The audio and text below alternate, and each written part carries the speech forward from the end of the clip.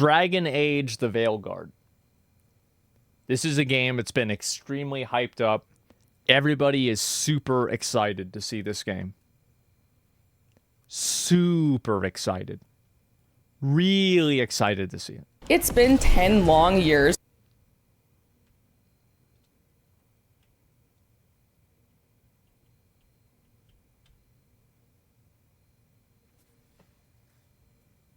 Well,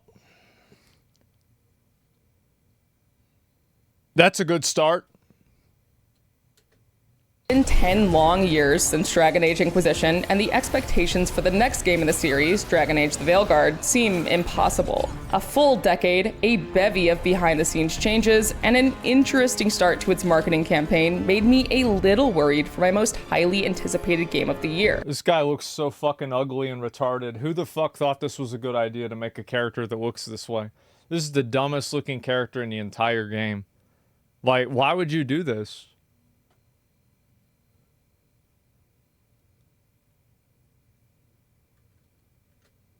I admire you. What you've been through would break most people. But one of my biggest concerns, based on early previews, was that it could be headed in the direction of being a linear action game. Jesus Christ, look at that.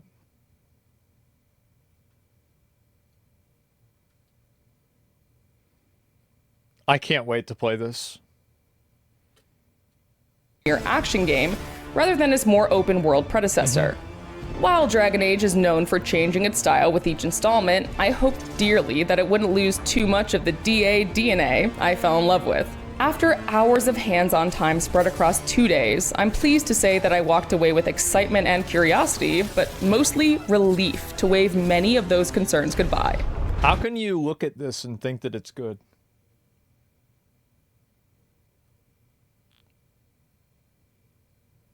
How could you do this? Like, I don't understand. How?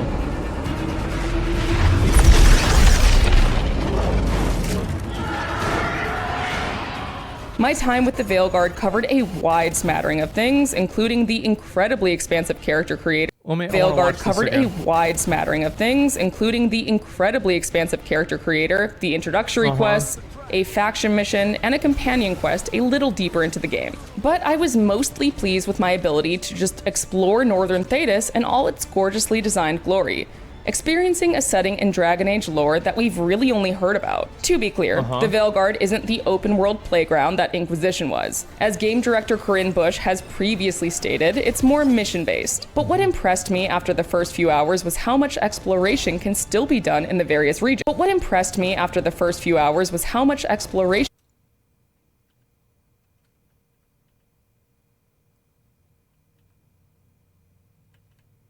That's not how it would work.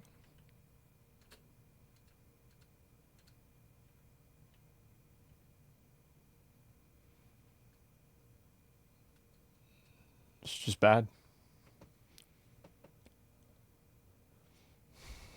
No weight to it at all? Well, it's not that there's no weight to it. It's that the acceleration is totally wrong. And I know that this is going to sound like, oh, wow. I wasn't sure Asmon was autistic, but now, because he's bringing up this piece of wood, I know he is. Stop it.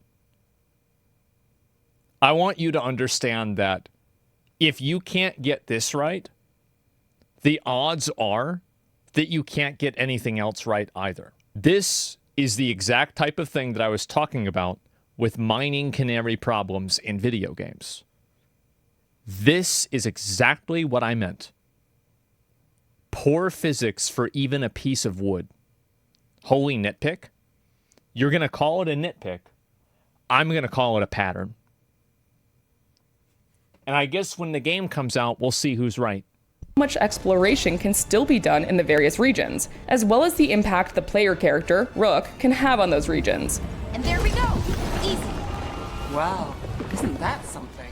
Consider it something of a mix of Dragon Age 2 and Inquisition. The more streamlined approach of the former with the geographically and socio-politically diverse world of the latter. Districts must remain in their homes. Of course, some of the bigger art style, combat, and gameplay changes will be subject to personal taste. But The bigger art style, combat, and gameplay changes will be Look at that animation. Watch the red animation. Subject to personal taste. Diverse? Or she's saying diverse in terms of like the locations, to be fair. There's not even an animation for it. Am I still nitpicking, guys? How many times do I have to show the same thing before maybe there's just a pattern? Subject to personal taste. But after my time with the Veilguard, I left feeling like these 10 long years just might have been worth the wait. Really? As fans have already seen from the first gameplay trailer, players are dropped right into the city of Minrathous in the middle of the action as Solus prepares a ritual that will devastate Thetis. Luckily, our old friend Varric has recruited you to help, and it barely takes a couple of minutes for the game to put the focus on Rook.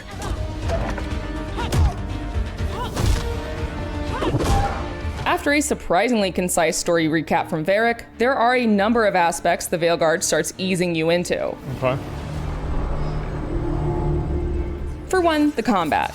Gone are the days of Dragon Age Origins' more CRPG-inspired tactical system, offering They should have stuck with it, because this is worse. style that's a mix of quick action and a mechanic where you can pause and pull up your radial menu. While this absolutely does take some getting used to, and it'll be a gradual process to create what could be a highly customized build while learning all your companions' different abilities, it didn't take me long to actually start having fun with it. I largely played mage and rogue builds during my hands-on time, and also quickly started to lean on certain companions' abilities. For one, I feel like I feel like Raid Shadow Legends has like better like graphical style than this game. I mean, yeah, they probably should pay me for saying that. You're right. But I do. I really think so. the mage healing ability was essential. For one particularly difficult remnant, I basically established a pattern where I was only using Balara's mana to heal me, dodging and playing it safe when it got too risky. Nev's ability to slow time was also one I kept returning to, offering a bit more control on the battlefield when the situation got a little too fast-paced. So you can't walk on? And for you glass cannon build... So wait a minute, like, how does this work? Because, like, so she's moving around, and her... Is that a targeting reticle, or is that her character? Too fast-paced. And for you glass cannon builds out there, you'll want to have a warrior around to taunt your enemies out of your way. Sure. I get it, Davrin. No problem. Like a whole lot in the Veilguard, combat revolves around your companions, even though you can't fully take control of them like in previous Dragon Age games. I mean, am I crazy? Around your companions, even though you can't fully... I mean, this really just looks like a mobile game. Yeah, I mean, this is... Oh my god. Take control of them like in previous Dragon Age games.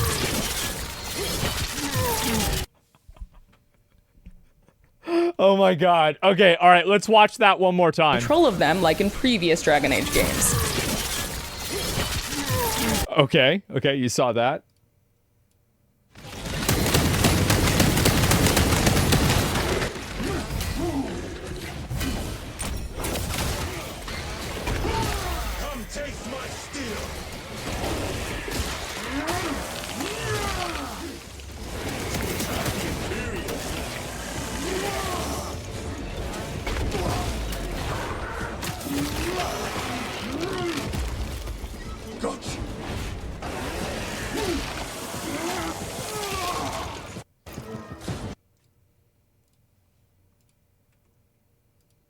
Control of them like in previous Dragon Age games.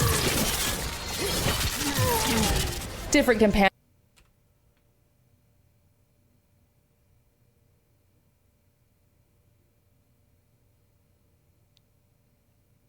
Man. Companions have different combo options together, and there are certainly opportunities to build team synergy. Oh, and you'll want to listen to your companions in combat too, as they'll occasionally drop some useful hints. But combat aside, your dialogue choices, your Rook's background, and the frequent decisions you make are immediately important. which shouldn't be too surprising for fans of BioWare games. The dialogue wheel is back, of course, as is the approval-disapproval system. We haven't got a lot of time. Varric said you had a lead on Solus? Tis weak to fire. But I was surprised to see that the Veilguard actually explains the consequences of some of your dialogue choices in very clear terms. See, you say that. It's a variation of the so-and-so will remember that system, but more specific. Yeah. But we do have Nev's location now, so... Take, for example, my first confrontation with Solus, aka Fen'Harel, aka the Dreadwolf. I chose a more sarcastic... Look at this, bro, like... This is like the Temu version of Professor X.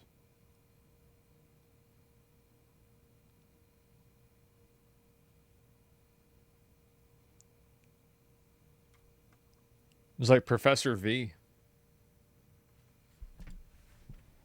Humorous approach with him, Professor and at the L. end of our confrontation, text on the side of the screen informed me that I have traded verbal jabs with Solus. This is your responsibility now.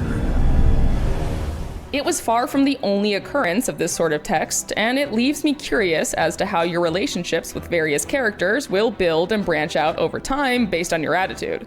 Speaking of consequences, it quickly became clear to me that there would consistently be tons of choices in the Veilguard that'll have lasting results. It probably sounds like I'm stating the obvious here, but I got the sense that even more of these kinds of choices might be peppered throughout than the usual BioWare game. Right at the beginning, for instance, I made a choice that led to Harding getting injured, and she was still bruised up for the remainder of the next couple hours. I felt like a real jerk about it, and that was probably the point. Dragon Age the Veilguard seemed to be telling me, right from the start, that I'm going to feel like a jerk a lot. You don't slow down for much, do you? Without spoiling too much, you'll also be able to see some of your progression and choices in the environment around you as well. But once introductions were out of the way, it was time to explore the wide world of Thetis and see its past and present collide. Shall we?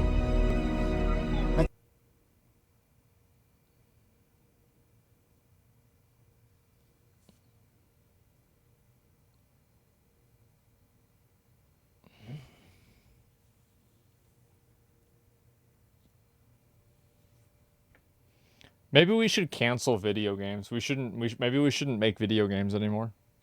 We should just stop doing it. We should just go outside or something like that. I don't know. Like I'll go like find like a stick that looks like a sword out in the woods or something like that. And like go dig a hole in the backyard. Dig up the neighbor's cable line, cut it off.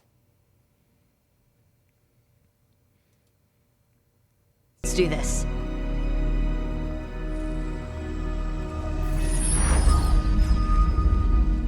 As mentioned earlier, one of my biggest worries was that the Veilguard could end up being more linear in its approach. That's what trading you were worried branching about. Gameplay for a straight line. And sure, the opening hours, essentially the tutorial zone, are a little railroady, save for a couple key decisions you have to make. But once you're past that and more established within Act 1, you're much more free to tackle quests as you please as you unlock more and more regions. You do this via the crossroads. For those of you who The UI in Diablo Immortal is better than this.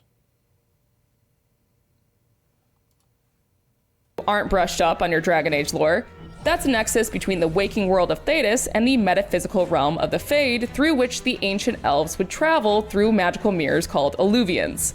You now use the Alluvians for that same purpose, and to unlock new regions, you have to fight through certain areas of the crossroads before you start fast traveling to them.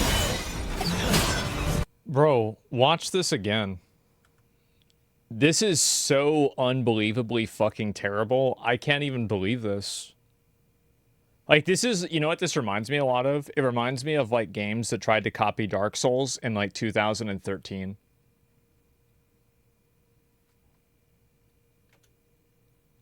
Certain areas of the crossroads before Watch. you can start fast traveling to them.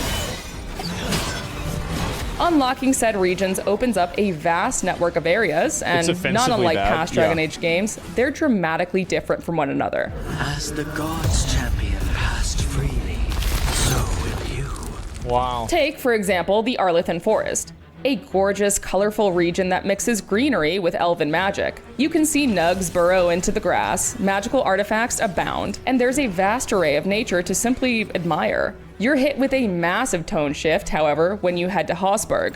Lavendel Village. Whatever This part happened looks here okay. looks like Demeter's Crossing. Currently under siege by the Blight, here is where you'll see some of the more horror-inspired aesthetics, and frankly, just some of the grosser aspects of the Blight. While the Veilguard's tone certainly leans more high fantasy in places like the Crossroads, don't worry. Those who miss the gore and dark fantasy of Origins will find that too in places where the Blight has spread.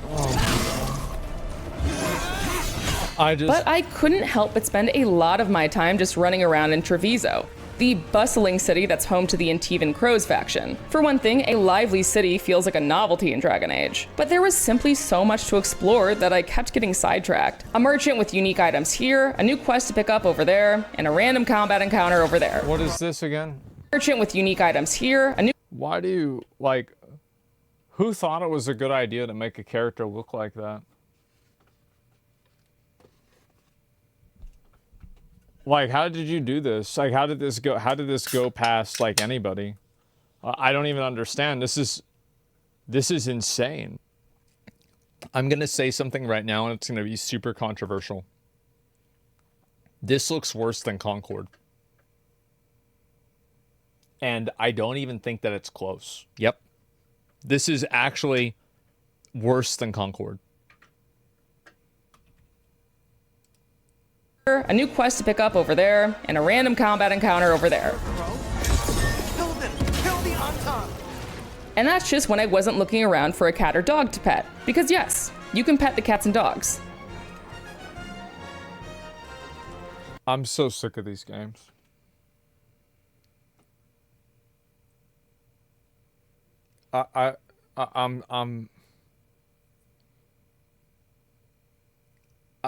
It's just that, like,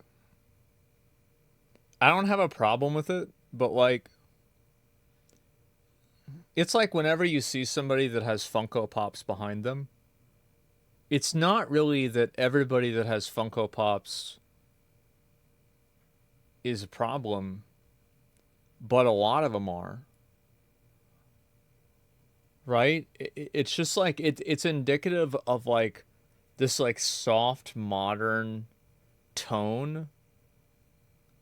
And I just...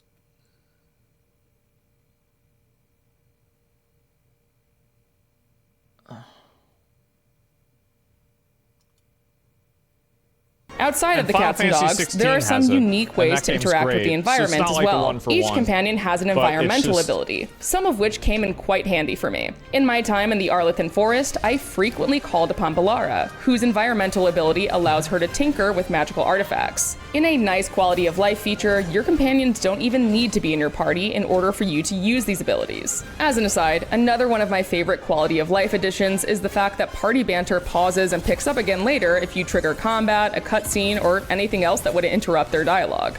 That's right, no more awkward standing around in order to hear the complete conversation. Oh, yes. If you're feeling overwhelmed, the difficulty and accessibility options do allow for about just as much or as little hand-holding as you need. For example, with one Antivan Crow's quest I was doing, I could turn the navigation on and simply follow the game's guidance, or turn it off and look for clues in the environment to follow. In this case, the crow's purple symbol painted on certain walls. Another mark this way. I also just happened to be playing an Antivan Crow Rook while completing this quest, which led to some fun dialogue options. We crows are all the army Antiva has, but it's not like we can field a garrison. Once I was in the thick of things, I could clearly see the features in the Veilguard that boiled down to, okay, we heard the complaints about Inquisition, specifically addressing the infamous Hinterlands problem, which is a... I don't see how anybody can look at this combat and look at this gameplay and think that it's anything less than garbage or anything more than garbage. This is some of the worst gameplay I've ever seen, and I don't even understand how this is... I don't even understand how this happened. Like, I mean, and I want to say again, like, I don't care about the story. I don't care about these interactions between the characters. This isn't what's important to me. What's important to me is the vibe of the game and the way that it plays. And I think this game has absolutely failed the vibe check. It's not even remotely close. It's like they have the same shield bar that probably makes it to where they can't be staggered, like the Hades NPCs. Like, it's just, I like, this looks like a mobile game, and I'm I feel like I'm taking crazy pills looking at this. You're not who it's catering to? Yeah, well, people said that about Concord. And then they also said that about other games, too, that were massive failures. Has it ever occurred to you, like, who is it catered towards? Because, like, I'm not going to trust the opinion of a reviewer. Because, like, a lot of it is access journalism.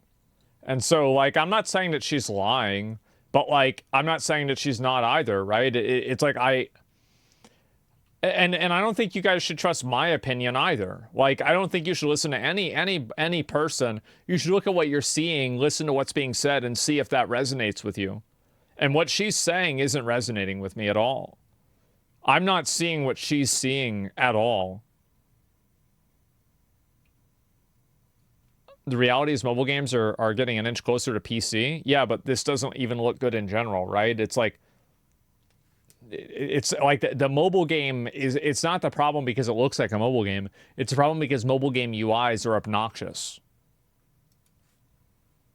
Reference to the first open world area players visit in Inquisition. The zone was packed with more than 50 side quests, many of which boiled down to mere fetch quests, and it left many players drowning in a bevy of checklists that felt inconsequential to the story. The Veilguard has boiled this down quite a lot. You're still free to explore, but the scope isn't nearly as dizzying, and the quests point back to the main story, a region or faction, or a companion. Another clear reaction to criticisms of Inquisition are our villains in the Veilguard, Algernon and Gillenane. The two elven gods feel much more present throughout the events of the early game than Corypheus, the frankly lackluster baddie of Inquisition. Whatever comes, we're ready for a fight. Control frame? Well, it's obvious that the game has inverted look, and that's why she aimed up and not down. It's just probably had inverted. It's easily said, but rarely proven. While there's a whole lot more Thetis to see and talk about, I'd be remiss if I didn't bring it back home to the lighthouse. Okay. The lighthouse will likely be the most important location of the Veilguard, serving as the hub for you and your companions. Each one of your companions has their own room, and conveniently, a light shines outside of their door when they have a cutscene available. Once you get further into Act 1, it certainly starts to feel more lived in, and you can discover some pretty charming character quirks. For example, I found that Emmerich's skeletal assistant Manfred enjoys spending time on the balcony, and we even got a few games of rock, paper, scissors in. The lighthouse is also, obviously, where you're able to do some housekeeping, especially when it comes to the caretaker. Offer, dweller. I will answer. This wildly helpful spirit is always standing by to help you enchant and upgrade armor for you and your companions. But I found the lighthouse somewhat symbolic of one of the biggest challenges this game is facing. Bringing in new players while honoring the now incredibly vast lore that Dragon Age has built across the games, comic books, short stories, and more. Basically, if you were worried that the name change from Dragon Age Dreadwolf would mean less Solus, think again. His history, along with the history of the other elven gods, is... I mean, I can't see an average person, like, I can't see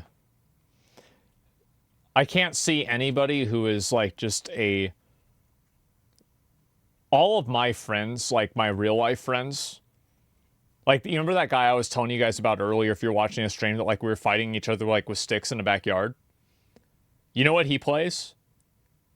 He went from Elden Ring, and then he replayed Cyberpunk for the new expansion, and now he's playing Baldur's Gate 3 with his family, like his dad and his brothers.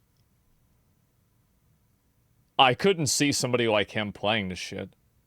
I couldn't see a lot of, like, any of my normal friends playing this. Like, they probably play Space Marine 2, you know, etc., right? I just, it's astonishing. Like, I wonder, like, where are all these people? Baked into the lighthouse, and you learn more and more about the threat you face as you unlock Solus's murals with various wolf statues. Right. You even get to see some of his memories firsthand. They need gods who can protect. You also said you didn't like Minecraft either. You're right. Gods. Well, like, I didn't like Minecraft, but I could respect what it is. So, like, for example, there's a lot of games, like, I don't like turn-based games, generally, and so that would make me not really the target audience for a game like Baldur's Gate 3.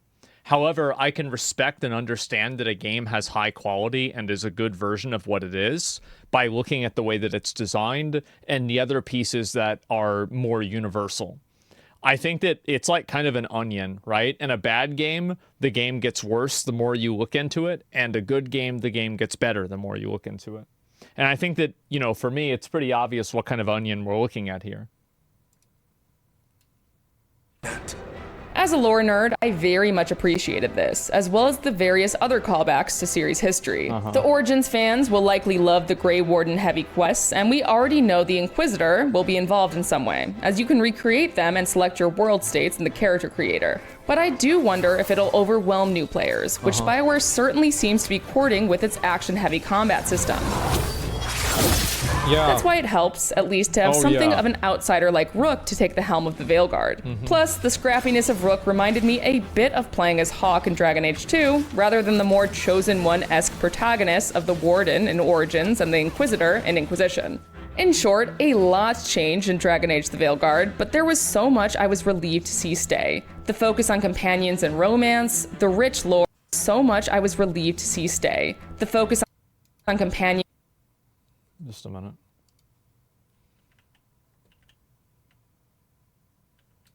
Let's see if I can get a good frame of this.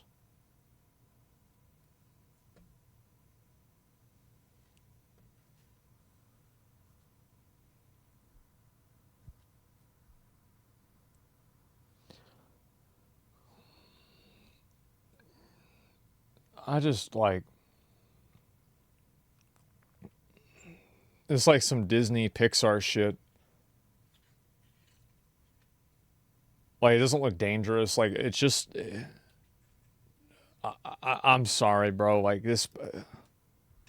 Companions and romance, the rich lore, and a gorgeous world to explore. It goes without saying that there's still a ton of the Veilguard that I haven't seen, especially if it's as big as Origins and Inquisition, and it certainly seems like it. But after finishing my preview, I found myself even more eager to dive into it, and much more. You guys need to start judging books by their covers.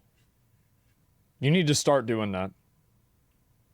Because if somebody can't be bothered to make a good cover, they sure as fuck aren't going to write a good book. I'm just being honest. If you can't figure out your fucking cover, the book is going to be a joke.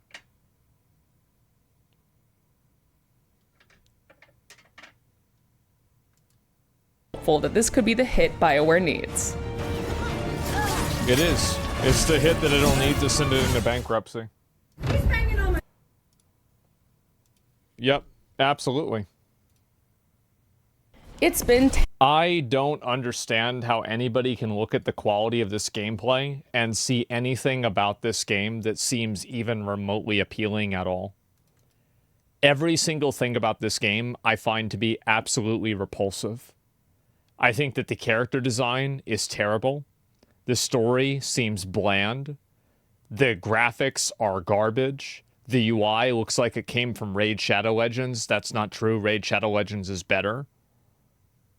The area indicators are, like, the animations and the spell effects are a combination of non-existent and a visual migraine with nothing in between. I just can't see anything good about this.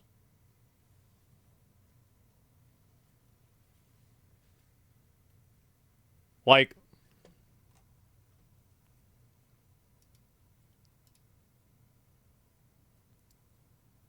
I just... Monster design looks so harmless. It does. It's just...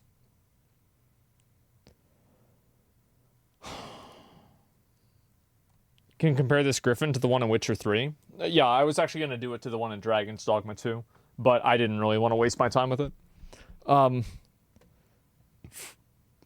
It's just, I'll read some comments. Instant existential crisis. Second Sin, it's been 10 years since Dragon Age. Long hair with actual hair physics. Morrigan wearing a face piece is just like Flaneth used to. Party banter resumes. If interrupted, say less. She did a better job making the game look interesting than the developers have been trying to do. Am I crazy? Rock, paper, scissors with Manfred. Let's go. Like, because these comments don't look like they're bot comments. Maybe they are, but I don't really think that they are. I don't. You're out of touch? Well, for their sake, I hope so. Because, as I said, I find every single aspect of this game absolutely repulsive. And I can't imagine that something like this would be appealing to anyone. This is the pinnacle of soft modern. And I will play this game when it comes out because I want to see if it's really like this. Same as I played Star Wars Outlaws and everything like that. And I fully expect, and I hope I won't, but I fully expect to have an existential crisis 2.5 hours into playing the game where I will have to lay down for 5 hours. I don't even know where to begin with something like this. He's not out of touch. He just doesn't understand the new BioWare fan base, and that's a good thing. They like to pet their dog and then rock, paper, scissors with the skeleton more than anything else. It looks good visually. You think this looks good visually?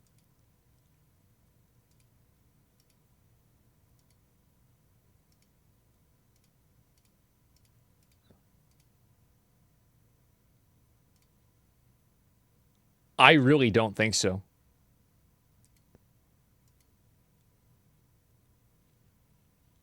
I really don't. Like, yeah, sorry. I don't. Looks worse? Yeah,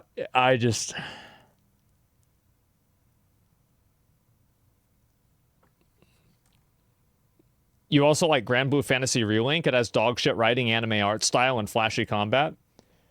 Yeah, but do you know what the difference between Grand Blue Fantasy Relink and this is? Is that Grand Blue Fantasy Relink was a good game. And the numbers felt cool, the character design felt good. And again, yeah, the story was stupid. It was definitely stupid. But it was actually a good game. And it had good gameplay, which is what matters in a game, is it has good gameplay. And it also had a great art direction. Like, if you walk through, like, the city in Grand Blue Fantasy Relink, and then you compare it to this garbage, it's not even remotely close. Like, Grand Blue Fantasy Relink, I think, really nailed the pastel, like, kind of color visual palette that both of the towns have. This is not even remote. Look at this. I can't believe it. You're comparing it to games that are way out of its league. BioWare games have always looked visually rough and played rough. Animations weren't amazing either. But, like, what are you saying? You're saying that you're comparing it to good games and this game is bad, and then I'm saying it's a bad game. I think that we're saying the same thing.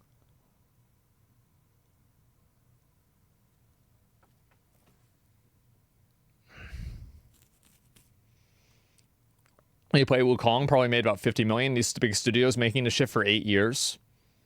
This is opinion? Yeah, this is my opinion on the game. And I feel like kind of an asshole for saying this and being this much of a dick about it, but that's really the way that I feel. Looks like some Immortals of Avenum. Yeah. The graphics are just fucking terrible. Looks bland, feels bland, story seems bland, character seems bland. It's just going to be a boring, bland game, probably. I guess so, man. It's hard to believe they spent so long and so much money doing this. I just, let me link you guys the video. I can't believe there are so many people that like it. I refuse to believe this game will be successful on launch. I can't believe it. This is just, yeah, I mean, it will. I mean, hey, let's find out, right? Let's find out. I don't even know what to say.